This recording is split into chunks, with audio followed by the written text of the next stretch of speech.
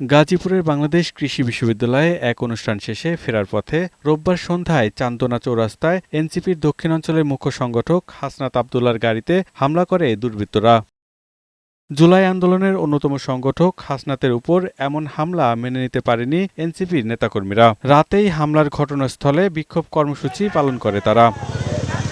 একই দাবিতে বিক্ষোভ মিছিল করেছে ঢাকা বিশ্ববিদ্যালয়ের শিক্ষার্থীরা। রোববার দিবাগত রাতে বিভিন্ন হল থেকে মিছিল বের করে রাজু ভাস্কর্য পর্যন্ত আসে তারা। রাজু ভাস্কর্যের সামনে জড়ো হয়ে হামলার তীব্র নিন্দা জানিয়ে ২৪ ঘন্টার মধ্যে দোষীদের গ্রেপ্তারের দাবি জানান তারা। এদেশের জনগণের নিরাপত্তা দিন, এদেশের বিপ্লবীদের নিরাপত্তা দিন। হত্যা চেষ্টা যারা করেছে সে সন্ত্রাসীদের বিচার করতে না পারে আমরা এই ইন্টারিমের বিরুদ্ধে প্রতিরোধ করব। অবিলম্বে এই সন্ত্রাসী হামলার সাথে জড়িত সকলকে গ্রেফতার এবং দৃষ্টান্তমূলক শাস্তির দাবি জানাচ্ছি। বাংলাদেশে আওয়ামী লীগ নামে, আওয়ামী লীগ মতাদর্শে কোনো রাজনীতি করার সুযোগ হবে না। একই সাথে আওয়ামী লীগকে নিষিদ্ধেরও দাবি জানানো হয় সমাবেশ থেকে।